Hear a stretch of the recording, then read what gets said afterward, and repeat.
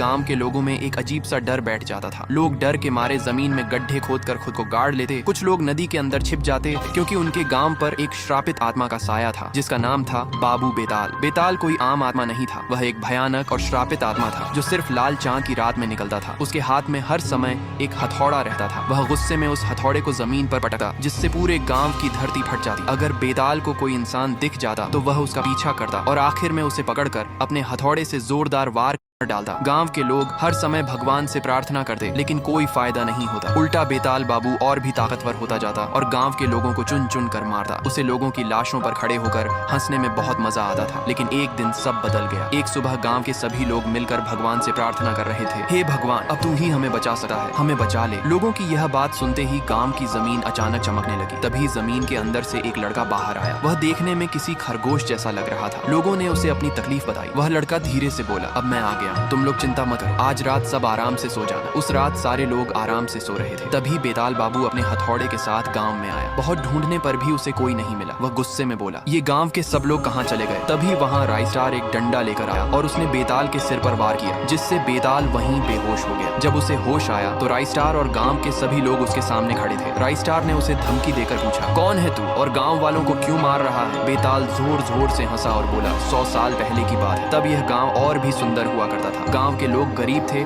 और भूख से मर रहे थे। वे रोज भगवान से प्रार्थना करते थे लेकिन कुछ ठीक नहीं होता था। ये सब देखकर मैंने सोचा, क्यों ना मैं ही इनकी मदद कर दूं। मैंने गांव के हर आदमी को खाना और पैसा दिया। सारे लोग खुश हो गए। लेकिन अगली सुबह मैंने देखा कि ये लोग मुझे धन्यवाद भी नहीं कह रहे। जिन लोगों की मैंने मदद की वही मुझे नजरअंदाज करने लगे। मुझे बहुत बुरा लगा। फिर एक रात जब चांद लाल था मैंने एक तांत्रिक विधि शुरू की। उस विधि में मैंने अपना सिर शैतान को चढ़ा दिया। मेरे मरते ही पूरा गांव श्रापित हो गया और मेरी आत्मा बेताल बन गई। तब से हर लाल चांद की रात मैं गांव में निकलता हूँ और अपने हथौड़े से गांव वालों को मारता हूँ। इससे मुझे बहुत सुकून मिलता है। राइस्टार उसकी बातें सुनकर हैरान रह गया। उसने गांव वालों से कहा, इसका सारा पैसा और सोना इसे वापस लौटा दो। गांव के सभी लोगों ने उसका सारा सोना वापस कर दिया। लेकिन बेताल अभी भी खुश नहीं था। उसने कहा, बात पैसों की नहीं है राइस्टार, बात इज्जत की है। इन्होंने मेरी बेइज्जती की है और इसकी सजा सिर्फ मौत है। यह कहकर बेताल गुस्से से लाल हो गया। उसकी देह और बड़ी हो गई और वह और भी ताकतवर बन गया। उसने अपना हथौड़ा निकाला और गांव वालों पर हमला करना शुरू कर दिया। गांव में खून की होली चलने लगी। लोग जान बचाकर भाग रहे थे और बेताल हंस रहा था। राइस्टार यह सब देखकर बहुत गुस्सा हुआ लेकिन बेताल ने उसे भी एक हथौड़े के वार में गिरा दिया। बेताल बोला, जिसे तुम अपना मसीहा समझ रहे थे वो भी जमीन पर गिर गया। गांव के सभी लोग रोते हुए ऊपर वाले से प्रार्थना करने लगे, हे ऊपर वाले, आज बचा ले, कल 100 नारियल चढ़ाएंगे। अचानक राइस्टार खड़ा हो गया। उसके अंदर भगवान की शक्ति आ गई। उसने अपने त्रिशूल से एक ही वार में बेताल को मार गिराया। इस कहानी से हमें सीख मिलती है, कभी किसी का एहसान नहीं भूलना।